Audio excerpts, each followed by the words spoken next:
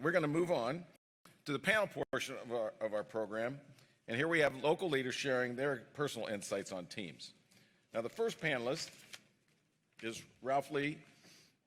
He's the Chief Human Resource Officer for the Keenan Advantage Group, and he'll share some of his leadership thoughts with you.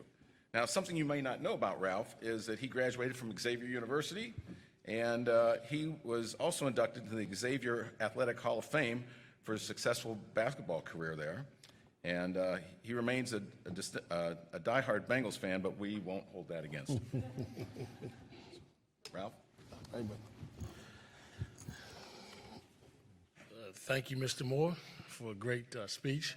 Set me up great, because my speech is really around building a successful team. First of all, I want to thank everybody for having me. I'm excited to be here. I've not done a lot in Akron, so this is one of my first forays into the Akron community. Thank you for inviting me up here. I've done a lot in Canton over the last 4 years and really enjoyed Canton, and have moved my family there for the last 4 years, and we spent about 30 years in Cincinnati. That's why I'm a Bengals fan, and go Browns every day except 2 days a year. And I'm real happy about that. Now, I can't believe what I'm about to say. I can't wait to hear what I'm about to say. But I can tell you I've said it before, and I've said it a lot of times in our organization. So this is not a new speech for me. This is not something that I made up over the last night, which some people may have thought of, and when you see it. But no, we really live this in our organization. I brought a friend of mine with me, Teresa Pitts, who's our L&D, our Learning and Development Manager. And Teresa is very, very familiar with Akron, and you can thank her for one of the reasons I accepted Mr. Chess, because she kind of came in the office and twisted my arm and said, "You will do that." So I'm here. So let's jump right into it. Building a successful team. Some of the things that I'm a former coach, so I'm going to sound like a coach a little bit here, but this is what I've taken to all my organizations. And really, how to build a successful team. You'll see in Keenan, we do this. This is a part of about a two-hour program. And we're really talking about how to build your team. We've got a 7-course leadership development program, and this is one of the courses. And we'll take on the first slide. And I guess I got a clicker. Do I have a clicker?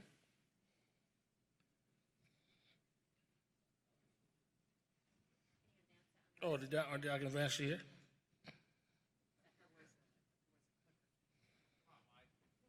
Oh, here it is. Is this it? Steve hit it.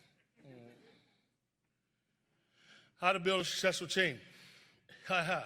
Mr. Moore, thank you. Trust. We talk about trust all the time. And when you talk about trust, we talk about how you build it. We do it a little different than what you do. We build it by doing this. Number one, say what you're going to do and do it, and then follow up. We believe that as a leader within an organization, you have to be believable too. You have to be believable. Not only can you say what you're going to do, but people have to believe in what you're doing and have to believe in what you say you're going to do. And then follow up. We like to say trust but verify in certain instances. But we also say what you're going to do and do it, because people see that. And that's when they start to understand you're telling them the truth and you're believable. Be dependable. When you're building trust, you're dependable. How many of you have ever worked for a boss, every time you've asked for something, "I'll get that for you, I'll get that for you," and you never get it? That's frustrating. That doesn't build trust. The other thing we do is we have to build a relationship. And I always like to tell my leaders, get to know your people personally. Get to know them personally. Know about their family. Know about the birthdays. Know about the Saturday morning football games. Because you know, all of you like to come in and talk about your grandson or your son that ran a touchdown on the weekend or scored some goals or scored some basketball points. Everybody likes to talk about that son or daughter or grandson. I've been to so many games of people who report in and work with me. They don't work for me, they work with me. Been to so many games and so many different events because I'm getting to know my people personally. And when I hear about young Bob that's really, really good in football, and I show up on a Saturday morning, and the parents look over and go, "You're here?" "Yeah, I'm here. I want to see Bob because I'm excited because I've heard everything about Bob Monday morning. So get to know your people personally. Know what makes them tick. Know what makes it hard for them in a day. Know what's making them go for that day. You can sense things when you know people personally because you can sense something's going on at home. Get to know them personally. And then last but not least, something you all know about. Be a servant leader, a selfless leader, someone they can come talk to about anything. That servant leader is the one that everybody likes, the one that he talked about that they're going to love because you're going to show them. And he says it one way, I say it another way, because me and Teresa was laughing about this. I say, show your people, because they don't know how much you care until you show how much you care. And once they know how much you care because you show how much you care, now you got some magic. And we tell our leaders, people don't know how much you care until you show how much you care. So that's building trust. And trust is like your house foundation. If you got a great foundation, you got a great house, right? If you got a terrible foundation, because the trust is the foundation, you got a terrible foundation, what happens to your house? It crumbles. And that's really what happens to your relationship and also your team if it's not built on trust. It has to be. Next, we talk about fundamentals. What are the fundamentals? Each and every one of you in your organizations have different fundamentals. In basketball, it's dribbling, passing, and shooting. In football, it's blocking and tackling. Fundamentals. At KAG, fundamentals, being work on time.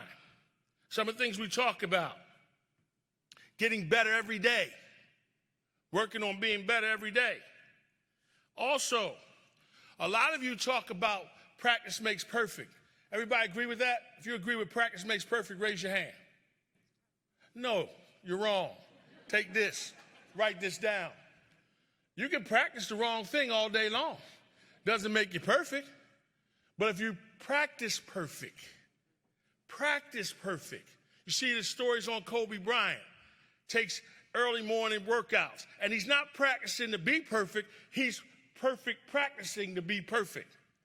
So remember, don't let anybody tell you practice is perfect. Because you can practice the wrong thing and be a dud. Or you can perfect practice makes you perfect. So doing the right things over and over again. If you heard him talk about debriefing, that's perfect practice. You're going back and forth. You're going to make sure the next time it's better. So we tell our people, practice doesn't make you perfect. Perfect practice makes you perfect. Also, set the pace. Set the pace. Teresa will tell you when you see me in the morning, you see me in the afternoon, I'm going at 100 miles an hour, I'm setting the pace for my people. It's a fundamental thing because I want the pace set fast. I want the pace to be going up all day, every day. I got to set the pace. I can't be like the old wowsy, wowsy. Why are we doing this? What are we doing today? Because that's not going to set the pace for my people. And they'll tell you, I say good morning to everybody. I walk around, I'm on the floor every day. I want them to see me. If I'm out of the office, they know I'm out of the office. They'll say, where you been? I was out of the office today. Okay, because you didn't come around and say hi to us today. Look forward to that. So fundamentals. You know, Stephen Covey's got this thing called the speed of trust. And I can tell you, these should be your fundamentals, these 13 fundamentals that you should be practicing every day. Real quickly, straight talk, respect, create transparency. How hard is that for some of you? How hard is it for you to be transparent? You right the wrongs. Some of you have wrongs at work that you won't right. You got to. You got to be open and honest. You got to get better. You got to deliver results. You got to show loyalty. You got to show loyalty. These are all fundamentals. These things you do every day. You got to confront reality. Clarify your expectations. Let me say something real quick there. If they don't know where you're going, they're not going to get there. Say it to you real quickly again. If they don't know where you're going, they're not going to get there. So clarify your expectations. Also, keep commitments and extend the trust. Fundamentals, the second building block. As you can see, these building blocks go up, and trust has the most building blocks. And why? It's because that's your foundation. That's the strongest point. Now you have fundamentals. Fundamentals are like this. If you do them every day, like the Cleveland Browns, I watched over the last 3 years from old and whatever to now being the favorite because they changed the fundamentals. They changed what they were doing every day. Fundamentals, winning fundamentals. You're doing them every day. Here's what happens. You start to get wins. You know, in your organization, what's wins? Wins in my organization is turnover goes down, right? Everybody likes turnover to go down because turnover costs money. So one of the wins is turnover. We look for small wins. Things like hiring the right people. We start to hire the right people. We attract more people. We're starting to get wins. We're starting to meet our goals. We set goals, and we're starting to meet them. In football and basketball, you start to stack those wins, they like to say. You're getting back-to-back wins. You know, with us in Cincinnati, we haven't felt that in a lot of years. First time we had back-to-back wins in about 4 or 5 years. So we're feeling good down there right now. But again, it goes back to fundamentals, having the trust, building the trust. First thing our guy Joe Burrow said afterwards, I wouldn't want to go to war with anybody else but you guys in this room. What does that tell you? He's built a trust factor with all the guys in the room. And they're practicing hard. They're practicing fundamentals every day. Now you start stacking wins. In your organization, if you're doing the things we talked about earlier, you realize the operational efficiencies, and you're using those to your benefit. You're using them to get better. Do the things the right way. You're starting to gain goals. You're making more money, because that's what most of us are in it for. We're making more money. And also what else happens when you start to make wins, you're building an organization. You're going from 10 people to 20 people to 30 people. You're building an organization. Those are your wins. And then, on top of your wins, what happens is, let's see if I can get this to go. You win what we call the championship. And what's the championship? The championship is meeting your vision, your goals, great bonuses, great organization, top places to work. All these things are championships. But what's the most important thing that happens when you win a championship? Many of you don't realize, but I can take you down to Alabama, where a guy by the name of Nick Saban wins championships, right? And what happens when he wins those championships? What happens? He loses his people on his staff. Why? Because those people are what? They got the secret sauce. Everybody wanted to know that Alabama secret sauce. Kirby Wright down in Georgia had the secret sauce. Now he's over at Georgia, right? Got a guy at Arkansas, goes in there last week, beats him too. He's 23-0 against his former assistants. But guess what? All of them have top jobs. And what happens in your organization when you win championships, your top people get better jobs. You also get a lot of visits from other parts of the organization because people want to know, what's your secret sauce? What are you doing here? Why are you being so successful? Mr. Moore talked about getting visits, people coming and see him about, how's your SEAL team doing? That's because when you're winning, your top people are getting better jobs. It may not even be in your organization. It may be outside your organization, but you're winning. You're winning championships. You're developing people. You're getting people better. That's what's happening when you're building a successful team. It doesn't mean the team's going to stay together for 30 years. Because some of you feel like when you build this great team, you should never leave me. Let me tell you something. When I build a great team and somebody else goes off, and one of the guys was here today, goes off and starts his own business and he's successful, I'm like a proud parent. Because I had a little bit of that development of that person. So when you win the championship, that's what happens. That's building a successful team. Now, I want to talk about my words of wisdom. I call these Ralphisms. These are all Ralphisms. You can steal them, use them, do whatever you want. I tell my leaders in the organization, use them every day if you have to. But these are Ralphisms. These are things that other people have said that I've kind of borrowed and now have them as mine, and it's okay. I don't say I stole them. I just say I use them. So with that being said, my words of wisdom for you is arrive at your destination with a smile on your face. I don't know how many times I'm 6'3", about 275 pounds, give or take 3 or 4 pounds. And if I arrive at any destination with a frown on my face or a serious look, you would be amazed at what happens. People instantly are like taken down. But when I arrive and I smile and I give you a handshake, what happens? Everything goes away. So when you arrive at a destination, make sure you arrive at a destination with a smile on your face. Because nobody at that destination where you're going really wants to have a headache or looking forward to a headache unless you've done something to that person. So arrive at the destination with a smile on your face. As a leader in an organization, always do that. Whenever I go to one of our operations, first thing I do, I walk through the door, I go, hey, how you doing? What's going on? How you been? Hey, Ralph, how you doing? And they all say that I'm one of the top 3 guys in the company. They're like, oh, how you doing? I say, hey, what's going on? How's everything going? How's your family? Good. How we treating you? And it just takes them back right away. How we treating you? And don't just tell me the answer I want to hear. We treating you okay? And I'm laughing and smiling, and they all go, yep. And Teresa tell you, they just start talking. They tell me things they don't tell other people because I arrived at the destination with a smile. Next, like I said, I'm a former coach, so a good coach will make his players see what they can be rather than what they are. All of you are coaches.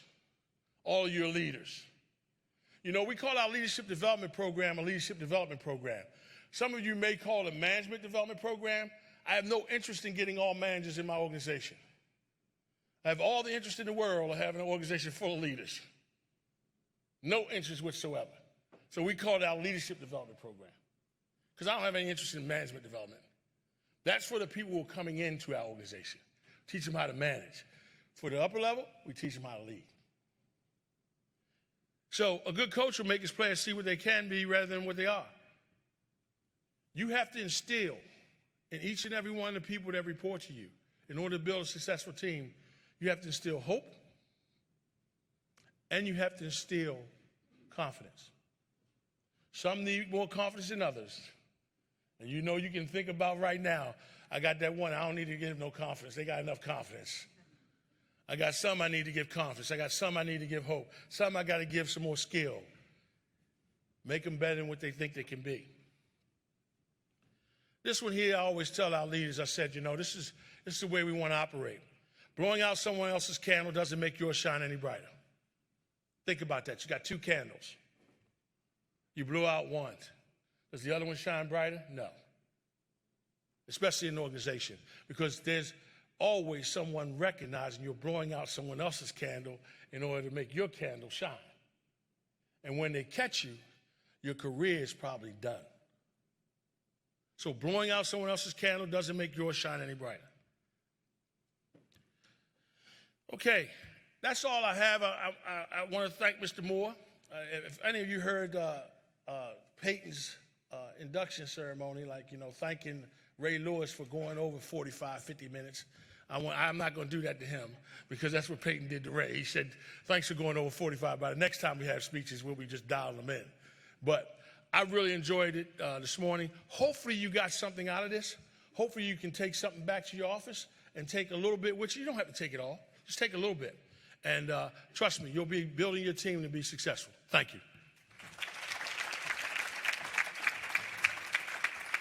Thank you, Ralph. All right, next up we have Diane Weidrich, and she leads people change practice in Northeast Ohio for Centric Consulting. In addition, she's a member of the HR Leadership Group of Northeast Ohio, the Organizational Design Forum, and the Association of Change Management Professionals, and also serves as the Executive Board of Art Therapy Studio nonprofit. And here's the clicker. All right, thank you. Have these for Ralph. Good morning, everyone. Almost afternoon. I'm really glad to be here with you today. I wanted to start out. There we go. Oh, get back to where I need to be. One more. There we go. I want to start out with just a little bit about my company, Centric Consulting. Since our beginning in 1999, we've grown to more than 1,000 employees in 13 cities in the United States and India. And this includes our centric Cleveland team, rooted firmly here in the Northeast Ohio business community. Centric was imagined as a different type of consulting company when the founding partners set us up. And the idea was to give themselves and employees a better balance, better work-life balance, but also to make a better impact on those around them. And those foundational tenets haven't changed for the past 22 years. We have a flat organizational structure. There's no formal org chart. It's organized geographically with local business units and supported by a centralized group of specialists and experts in industry and our solution offerings. Our approach is more collaborative than prescriptive. We work alongside our clients to find solutions for their problems. And as this slide points out, it's more guiding than prescribing. Our success depends on the ability to assemble, spin up teams, engage people from inside and outside our organization. So a little bit about my company, now a little bit about my background. My professional career began back in 1984 after earning an associate's degree in data processing from the University of Akron's Community and Technical College. So I started out working in IT. You can see a picture of my first job there. I worked at Telzon, as well as what the data centers looked like back in 1984. The picture of me, the suit, the attire, the business attire at the time always makes me smile. So I started out in IT as a mainframe programmer. There was no web back then. And I found that I just naturally stepped into project leadership roles. And then I just kept honing these skills over the next 3 decades. I took a rough count the other day. I've led over 30 projects and programs during my career in both industry and consulting. I also learned about leading teams when I was at Westfield Insurance in my first executive role. When I had a team of 12 managers and 170 people in the department, I really learned about the people side of leadership in that role. The common thread running between all these experiences is my passion for bringing out the best in people, especially when working in teams. So my lessons today to share with you come from working with many great teams over these years. And you can tell from this slide that I really like to take pictures of teams working together. It's just a small sample of my library. There's a compelling study I read on the power of teamwork. It was in the HBR magazine in 2019. And one of the stats I read was that according to the survey that was conducted by the Gallup organization and ADP Research Institute, the most powerful factor in creating engagement is simply whether respondents reported doing most of their work in teams. In fact, those who did were more than twice as likely to be fully engaged in their work. So if you want more engagement, have people work in teams. Now, when I read this, it was no surprise to me because I felt it personally. My most memorable and rewarding experiences are from working together in teams, and usually teams that overcome some really big challenges. So as I was thinking about all my experiences and what lessons I might share with you today, I combed through my memories and decided to focus on lessons from leading teams through turnaround situations. You know these situations, you have hit a wall. You've hit a wall and the team realizes they need to find a different path forward. So I have 6 lessons to share in 3 different stages of a turnaround: the reset, the pickup, and remember. So let's start with the first stage, resetting your path forward. Again, you've hit a brick wall. First thing is to help the team see things as they really are. You need a really sober, down-to-earth view of the reality of your situation. The leader needs to be cool, objective, almost pessimistic, and I tell you, it's grueling work. The leader needs to work with both the sponsors and decision makers, as well as the team doing the work, to gain that crystal clear clarity on the issues and root causes of your situation, and then communicate it consistently. The second lesson, you're still at the beginning, is helping your team find meaning in what they're going through. Let's face it, it's very human to feel defeated and disappointed when something that you've worked really hard on just won't work. And you have to go back to the drawing board. It's okay to pause and to recognize those feelings with your team. But don't dwell there too long, and don't let your team start thinking of themselves as victims of the situation. Rather, use this time to help the team think about what they're going through together and create meaning for their work ahead. Help them envision the path to success and instill confidence that we'll pull through this together as a team. So after you've and the team have faced reality, you've paused to acknowledge your feelings and create shared meaning, it's time to get moving, and there's no time to waste. Remember, this is a turnaround. The leader sets the pace. Well, I think you said that. The leader sets the pace, often serving as the master coordinator, putting action plans in motion, setting milestones, tracking progress, making sure you stay on track. And in times like this, when there's uncertainty about the path ahead, people really want strong leadership. So be ready. Put your foot on the gas pedal and don't take it off.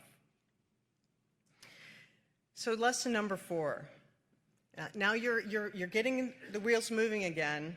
The stakes are really high for getting it right the second time around. The leader needs to stay focused on ensuring that new path will work. Be diligent in proving out that proposed solution. I call this relentless risk management or cautious optimism. And I'll tell you, it can be really tempting to just plow ahead with that solution without doing that, because at this point, the pressures can be really tremendous to show progress. But that leader needs to be very clear-eyed about managing risk, because failure a second time around will lose the confidence of your sponsors and your team as well. Okay, we are going to skip ahead in time to the end of the project. Your team found the path forward. You delivered successfully. There's huge relief and joy, and it's tempting not to look backward. My advice is to always make time to do that. Make time at the end to meet with the team and remember where you've been. Conduct the project retrospective or the lessons learned or the debrief before you disband the team. I like to use an appreciative inquiry approach, so I always start with our best moments during the project, even if there were things that went wrong. And then we talk about what we would do differently or continue doing as lessons that we can pass on to the next team. And I'll tell you, it's amazing how many good ideas you can get from that team while that experience is still fresh in their minds. Another reason you want to do this, it helps to build organizational resiliency. Overcoming obstacles, rebounding from failures, builds people's belief in their ability to affect change, and you want people to carry that forward to their next project, to their next team. And finally, make sure you take time out at the end to celebrate the team for what they've accomplished while the bonds are still very strong. We know that adversity builds resilience. Celebrate this and make sure people remember that feeling of success. The bigger the challenge, the bigger the celebration, and I promise you, people will remember that for a very long time. So thank you again for the chance to speak with you today. I'll turn it over to the next panelist.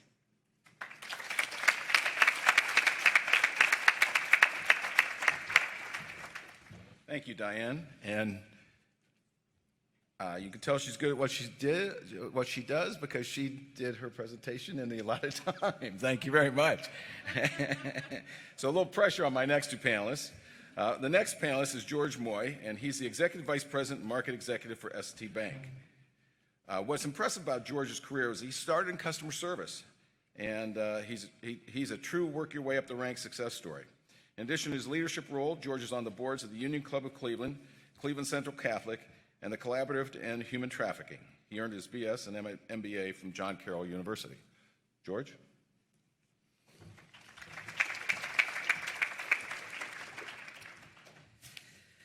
All right, a lot of pressure to stay on time, so I'm actually going to time it if you guys don't mind.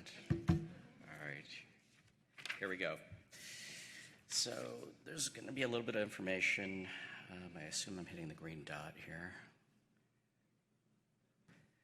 Okay, so this is a little bit of information about S&T Bank, a bank that I joined 3.5 months ago. So when we talk about change, it's inevitable. Leadership, what we do, we pivot, we take challenges, we do everything on a daily basis. We focus on the task at hand. So from a corporate profile, S&T Bank is about $9.5 billion, headquartered out of Indiana, Pennsylvania, 5 distinct markets, 2 in Ohio. I'm the market leader for Northeast Ohio, and then I have a counterpart for Central Ohio, which is the Columbus market, 2 in Pennsylvania for Western PA, Eastern PA, and then 1 out of Buffalo. So overall, we have about 1,150 teammates. We have about 223,000 clients, 10,500 small businesses, 2,300 commercial clients, and 750 wealth management clients. So for me, I'd like to focus on the idea of it's about leadership and directing the team members to own their situation. Leadership is about how do you affect that change, what it takes to make things happen. And I always like to say, let's get after it and take advantage of the situation that presents itself, because that's how we win as a bank. Because when there's a bad situation for a potential client, the winner is can you solve their problem? Are you a bank or a financial service provider that solves problems? We're all in this room because we help solve problems for the organizations that we're a part of, and then for the friends that call us. And I always believe that a friend is only a phone call away. So I see a couple friends in this room right now, a couple clients that I've had the privilege of working with. And to go back to Scott's kind of analogy of a trident, leadership, fellowship, and culture. So for me, there's 10 habits that I use to kind of focus on the team. Number 1 is setting goals, defining the requirements, and answering the question of why. Why are we doing it? Being transparent about that. Number 2 is to take responsibility, ownership of the failures and the successes. We learn from experience and being able to move forward. 3 is generate self-discipline. We must make choices to benefit the future, but you must act with purpose. 4, self-improvement.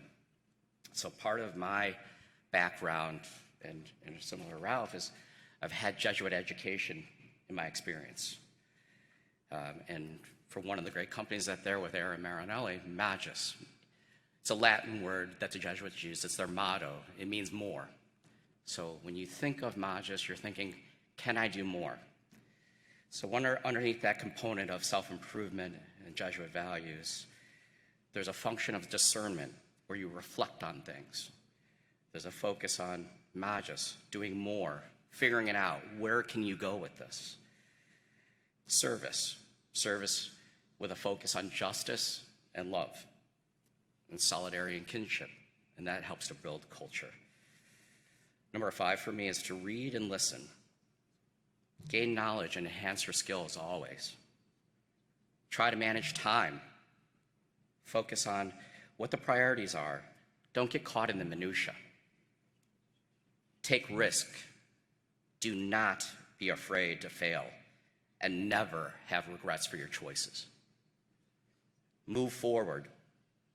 In failure, we learn, and we should never quit trying. Adversity is in our DNA. We're from Northern Ohio. It's with us. Number 9, find a way to win. Barriers do not exist. Confidence in doing your best and leaving it all on the table. And love, the last and most important to me.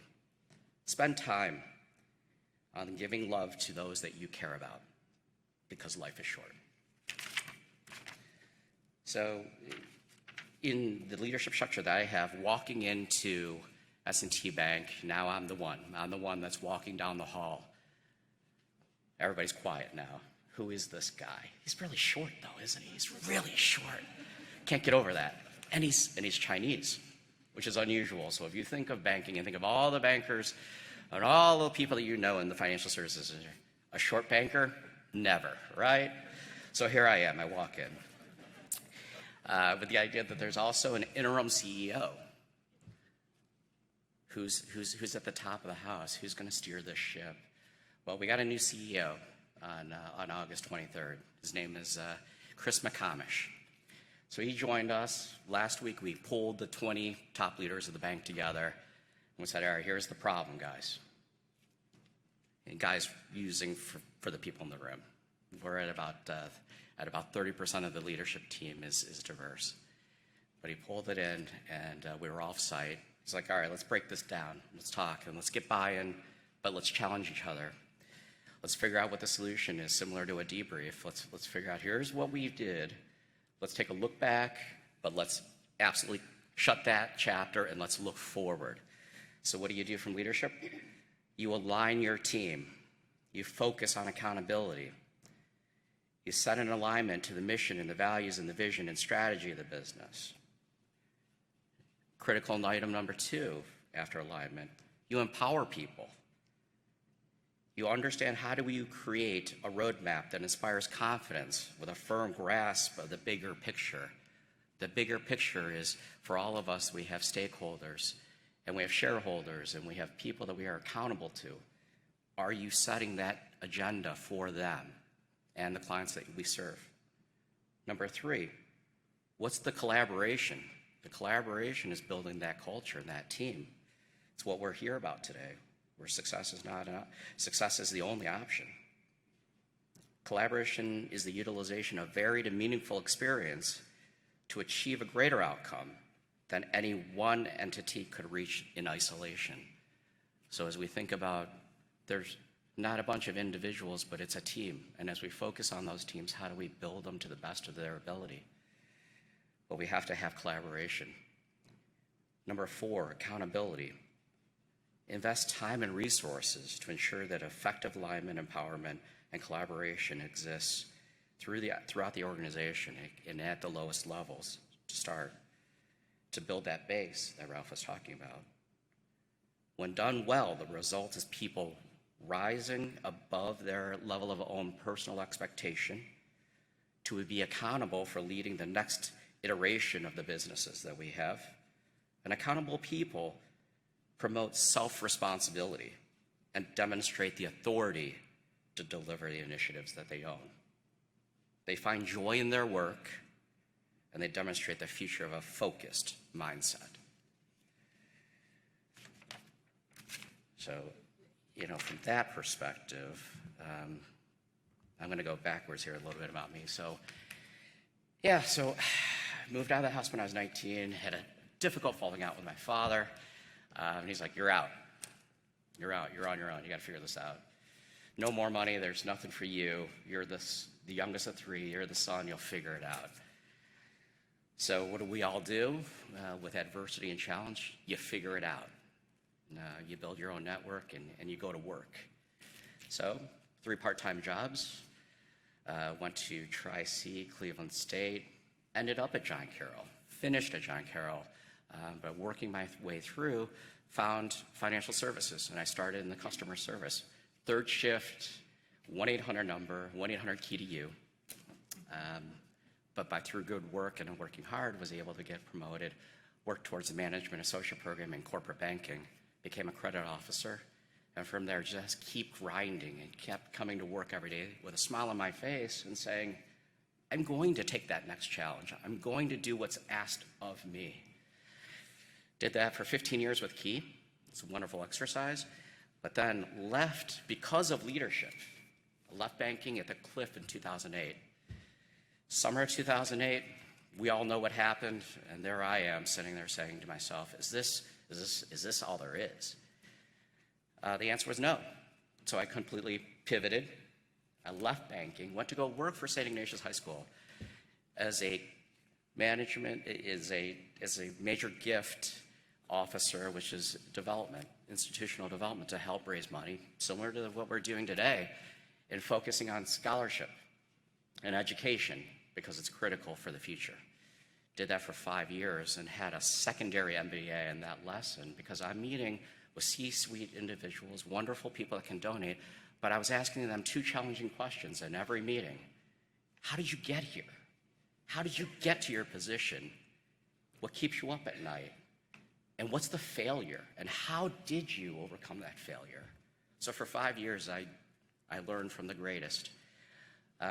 But like all good men, my wife, 2013, taps me on the shoulder and says, hey, listen, you know we have 2 sons, you know, and you got to pay for tuition. We've got this future. We owe it to them. So it's time to go back to work. And I'm like, I have a job. What are you talking about? It's like, no, it's time to go back to work. Go be the leader that you are. Go back to financial services. Make a difference in the lives of your clients that you dearly appreciate. Use that financial mind and go forward. So I did that, and through the last gyrations, there's been 3 moves because people have tapped me on the shoulder and said, we know that you can build a team. We know that you'll roll up your sleeves and go to work. And the last big challenge that I'll share was that big piece of work was PPP. And we talk about building teams and how do we get that team together. So for us at an institution I was a part of, we were shut out. The SBA was literally shutting down and throttling back your opportunity to get applications through. So what was our pivot? Pivot was to work in off hours. We would come into work at 6 p.m., work all the way through to 6 a.m., because that's when we could get our applications through for our clients. We did that for 1 month straight. Shifted, pivoted, go home, go to sleep, come back to work. Minimal amount of time, downtime, but all the while we're communicating with each other and we're working. Half of us came into the office every day during COVID. The other half worked remotely. But you have to pivot and you have to allow yourself to be adaptable. But as a leader, leaders are there first and people will follow if you're doing the right things. Thankfully, I think I was doing the right thing and my team wanted to be there with me. They're like, what are you doing, George? I said, I'm coming in. I'll be there at 6 p.m. I'm gonna work through the night. This is what it looks like. This is the tactic that we're gonna take. And they're like, good, we're in. Half of the team was in and the other half kind of rotated through. We got the job done. Clients were ecstatic. We put money into people's hands and we kept people working. That was the purpose. So I think for all of us in this room, and thanks for Scott being our keynote speaker in this wonderful panel, that's the lesson learned. It's just figuring it out. But leadership is about all of you and what you could take away from these discussions. And you know, we welcome the networking time frame later on to ask questions or any questions that may come up. So thank you for letting me spend a little bit of time with you.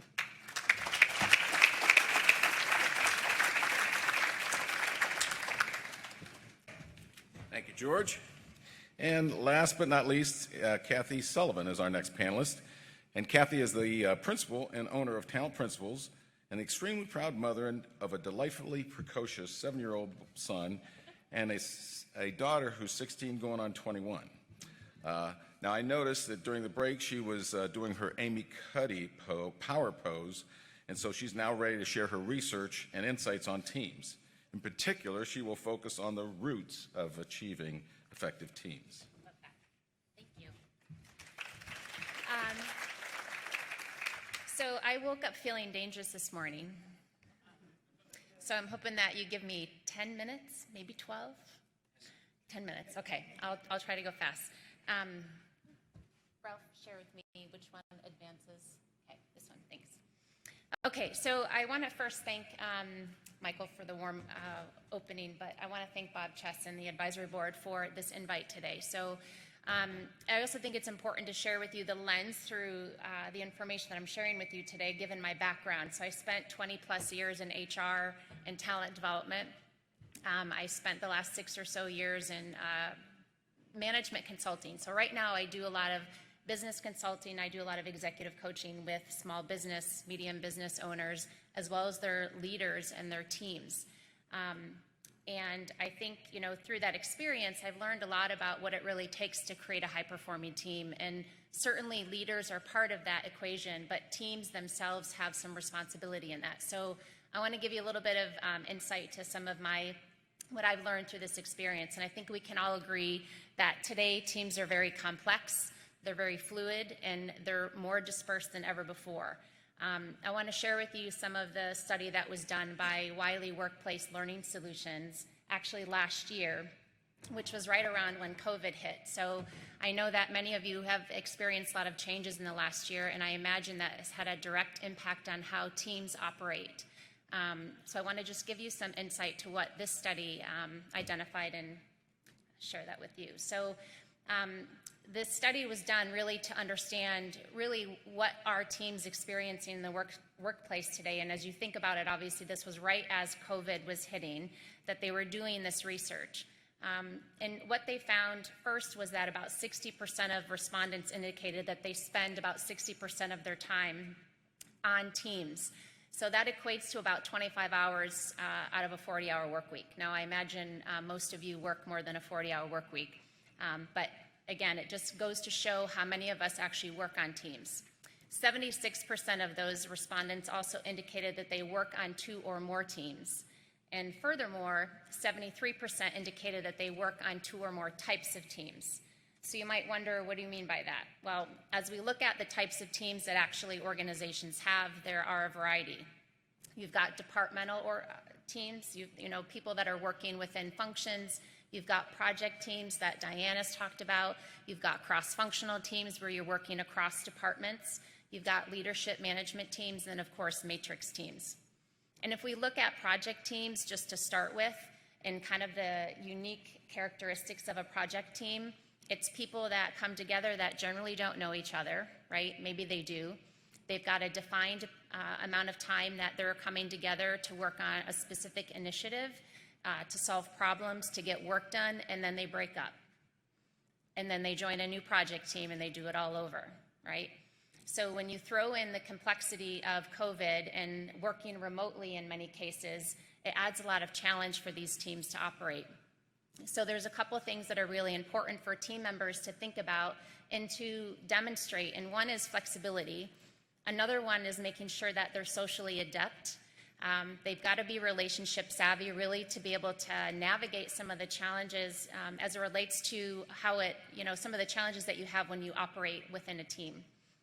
So those are just some takeaways from this current State of the Teams survey that was done. And what I want to do now is just share with you some of the insight that I've learned. So, when I work with teams and leaders, I often spend time with the leaders individually. I spend time with the team members individually, just to gain an understanding of the dynamics and what's going on. So I want to give you some insight to the reality and what I hear from a lot of the clients I work with. So as far as team challenges are concerned, oftentimes there's a lack of information. This comes down to communication. So information isn't being shared either across the team or from the leader down. There's too much work, right? When you think about it, I'm sure many of you have a lot of open recs. People that are in jobs right now are taking on additional responsibilities. We're wearing dual hats, right? There's a lot of destructive conflict. And this is more specific to people not focusing on issues, on business issues. Instead, what we focus on is people, and we make personal attacks, and it's more focused on personalities. A lot of gossip going on. Not in every case, but usually when I see this, it's a matter of people not getting the right information. They're not being communicated with from leaders, and they're going to fill in the blanks based on what they know. And oftentimes that information is inaccurate. I see poor performance. I hear people operating in silos, and this generally is about self-preservation versus doing the right thing for the team. Missed performance targets, and that sometimes is a result of expectations not being clear. Unproductive meetings, this is a big one. Often what I see are meetings conducted after the meetings, and that's because when we were in the meeting, we didn't have an agenda, we didn't take actions down, there wasn't accountability, or there's silence in the room because I wasn't comfortable, it wasn't safe for me to really share my true opinion. So I'm gonna go talk to my colleagues after and talk about how I disagreed with what our boss just told us we needed to do, okay? And all of these things impact a team's ability to get results. So these are just some of the symptoms. Now, what causes these things? In my experience, first, it's in part, roles and responsibilities are unclear, right? We've got to make sure that those are very clear to individuals, despite the fact that some of those responsibilities might shift with change. Consequences, both positive and negative. So negative consequences, of course, if there's patterns of poor behavior, poor performance, but also positive consequences in the sense of everyone wants to be incentivized to do their job. But are you incentivizing the team, right? So that there's skin in the game for everyone to contribute to the same goal. Processes are sometimes unclear or undefined, and this creates what I would call organizational chaos. So when you have good processes in place, this allows for or minimizes duplication of effort. It just creates clarity. It allows for standardization, so that's really important. Lack of productive conflict is also one of the causes, and this is important because it allows for innovation and really diversity of thought when people do have productive conflict. Another cause of some of those symptoms can be lack of vision and purpose. So it's really important for leadership to make sure that you're defining what the mission is, why are you serving your customers, how do you want to serve your customers, and what is the strategy to get there? And furthermore, how do your team members contribute to that? Another thing that I find is misaligned or too many priorities. You know, as I work with leadership teams, particularly executive teams, I can't tell you how many times in working with teams below them that I hear there's too many priorities, or the leadership team isn't united on what those priorities are. Instead, what you hear is, nope, that's sales and marketing program, that's an HR program, versus a unified approach to this is what we are focused on as a business. Lack of feedback is often another cause of some of these symptoms. And that's just to ensure that people are being and getting positive reinforcement to make sure that they're doing the right things, but also that they're getting constructive feedback to make sure that they're course correcting when necessary. And lack of trust, right? There's been a lot of discussion and comments about trust today, so I'm going to build on that here momentarily. So there's two things that I want to share with you. One is more from a team perspective. These attributes, if you will, are not new. If for those of you that know Patrick Lencioni, that have read the 5 dysfunctions of a team, these are really key. So what does the team need to do to create a high-performing team? Well, it starts with trust. And I'm not talking about predictive trust, right? So some of our presenters today, and while this is important, have talked about, you know, making commitments, following through on those. It's about understanding what you can expect when you interact with people, so you know those personalities. What I'm talking about is vulnerability-based trust. So this is about willingness to raise your hand to say, I was wrong, or willingness to raise your hand to say, I need help, right? Despite the fact that you might lose credibility with your team members. So this is essential, right? And it also requires us to be open and vulnerable in what we share with others. So it's about getting people to know you. If the team has trust, they're more apt to having productive conflict, and productive conflict is essential for any team. There's been some discussion today about that, and it really is ensuring that everyone has a voice, that I'm willing to share my ideas despite what other people might think, even if I go against the grain. It means I can share my concerns regardless of what people are going to say, so it allows a team to have unfiltered debate. And if a team has productive conflict, they're more apt to making commitment, and this is about alignment. This is about alignment around decisions. Despite the fact that someone might have disagreed, but because they had a chance to air their concerns and share their ideas, they're still going to support that and align around it because it's the right thing to do for the team. And once that commitment is in place, it allows your team to have more accountability. So if our team has committed to making a decision, I'm more apt to walking down the hall and saying, Miller, you didn't hold your end of the bargain. You haven't done your job, right? As well as, Miller, I see you need help. We committed to this, so I want to help you, okay? And the focus here is on team results. So lastly, it's about ensuring that we identify that we are in this together, and sometimes that means we have to sacrifice our own agenda to do the right thing for the team, okay? So from a leader perspective, what does a leader need to do to create a high-performing team? Right roles, right people. This is about what Scott talked about, and having, you know, the right people on the bus. This is ensuring that they get the job, they're motivated to do the job, and they're clear around what those responsibilities are. Communication and tools are essential, and this is a lot, but it's really about establishing that vision, communicating that vision and where you're trying to go. It's about active listening, so I think that is really key from a leadership perspective, but it's also important that you provide your teams with the tools that they need to execute. Systems and processes, so this is kind of behind the scenes, but this really impacts teams' ability to have good workflow. And it may not be important for all teams, but when I think about the intact teams that I work with and there's a lack of systems and process behind the scenes, it really impacts their ability to execute. Empowering people is key for leaders, and this really comes down to trust. It's about delegating, it's about giving decision-making authority so that people can execute. And then last is coaching and feedback. And this is not always about giving direction. What I find most effective leaders do is they provide kind of what those expectations are, and they give autonomy. And when there are opportunities for giving feedback, it's more around having the conversation, the dialogue. It's about solving the problem collaboratively. It's allowing people to think critically versus giving them the answer every time. And that's how we learn and grow. And also, it allows people to fail and learn from that. So in closing, what I want to do is just share a quick quote from Simon Sinek, and that is, "A team is not a group of people working together. A team is a group of people that trust each other." And this really comes back to, the fact that you can't take a bunch of A players and throw them together and think that they're going to create a great team, okay? It really starts with trust, and each of those individuals contributes to the outcome that that team achieves. So thank you for your time. How'd I do? Proud of you. Okay, thank you very much, Kathy.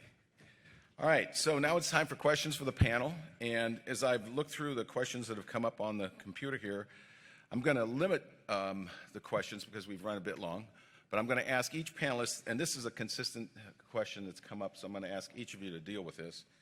And it's been touched on a little bit. There's been a tremendous amount of alignment throughout this whole presentation, but what I'd like to ask each one of you to respond to is, what is your recommended approach for dealing with an unproductive team member? So we'll start. I think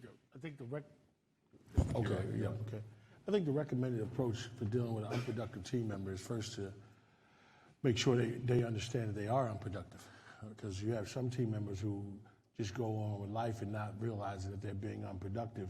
So the first thing you have to do is make sure they realize they're being unproductive, and constant feedback. If you're giving constant feedback and having those conversations, that should not be a surprise. And I think one of the things is when we have unproductive team members, one of the things I always try to do is have the other team members help as well. Because I think a lot of times it's just like having a kid. Sometimes coming from you is okay, but coming from somebody else is a little bit better. So you try to find those sweet spots sometimes where you got great relationships amongst people below you, and have that person address it as well. So, Okay, thank you. Diane? I think you're on with your mic. Your mic's on. Okay. Yep, it's It is on. on. I'm trying to think of something to add for each time. The whole crucial conversation, you start with first talking to people about what's going on, understanding their side of things, talking about what needs to happen, and then following up. So doing it with respect and not putting your own bias on the person, treating them with respect, and laying out the card. Someone said consequences, and then following up afterwards. Okay, thank you. Kathy? I find leaders, or anyone for that matter, has difficulty really just starting the conversation. So I think in part it's, getting comfortable with that, and it's planning for these conversations. I always like to encourage people to start with observation. So what are the facts, right? What are you seeing? What are you hearing? And what's the impact of that to the results that you're trying to achieve as a team? And then last is having conversation. There's a need to have dialogue around the issue. It's not about telling someone, this is what I see and this is what you need to do. You need to allow them some time to react to it and to share some thoughts. But then it's setting expectations, and that is, what is your ask? What are you asking the person to do differently? I think that's really key too. Thank you, Kathy. So in difficult situations that I've had, it's really that transparency of saying, like, do we understand the objective? Do we understand the level of expectation of what's going on? And is there a circumstance? Is there something that we need to know about? And then how do you handle it delicately to express that care of what's going on in that employee's situation, but also helping them understand the bigger piece and the criticality that they play in how they help the team. And I think if they understand that, they try harder, or they give you direction to adjust either the criteria, or if then you can find a way to help them improve. But it always begins with that honest feedback and dialogue. So that goes back to that crucial conversation. How do you do it? How do you begin with it? And for me, it's I just come right in and to say, listen, we need to talk for a second, and I'll say, hey, listen, early on in my career, I had a boss that it was difficult.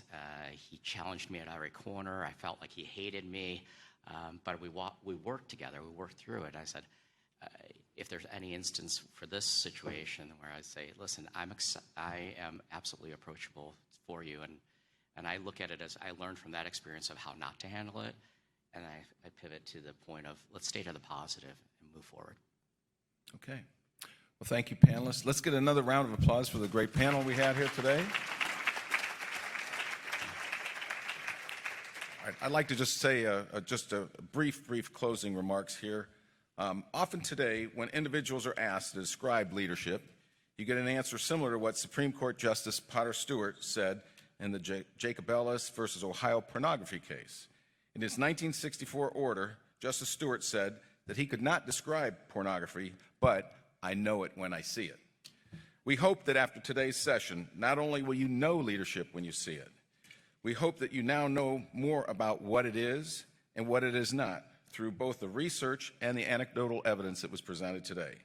We believe that you can take what you've learned today and become a better leader yourself, and also equip your respective organizations to overall enhance their leadership capabilities. So that's all the remarks for today. I would like to, again, let's have a nice round of applause for our sponsors. We really appreciate their efforts. I'd like to, again, have a round of applause for our speakers today. I think that was outstanding. They were outstanding. And I'd like to also thank you all for attending, and give yourselves a round of applause, and our virtual attendees as well. So a round of applause for yourself. And one last person I want to thank. Oh, yes, there she is. You know, an event like this is is a treat to try to put off, right? It's always a challenge, and there's always someone behind the scenes, right, that's doing and making everything work and making everything flow, and putting up with folks like myself and the other board members who had various requests for the presentation and for this event today. And we'd like to thank Stephanie Baker for her efforts here today. And Bob has a gift for her. So great job. We couldn't have done it without you.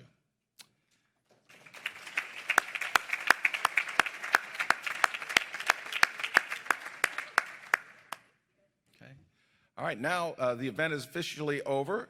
But we do have the box lunches, so there's time for, and we have the room. So if you want to network with one another, grab a lunch. You can network. Scott is going to stay here. Our panelists are going to be here for a bit. So if you want to just kind of ask them anything, catch them, visit with them, visit with yourselves, have at it. Thank you all again. Great meeting today, and we're glad you made it. Thank you.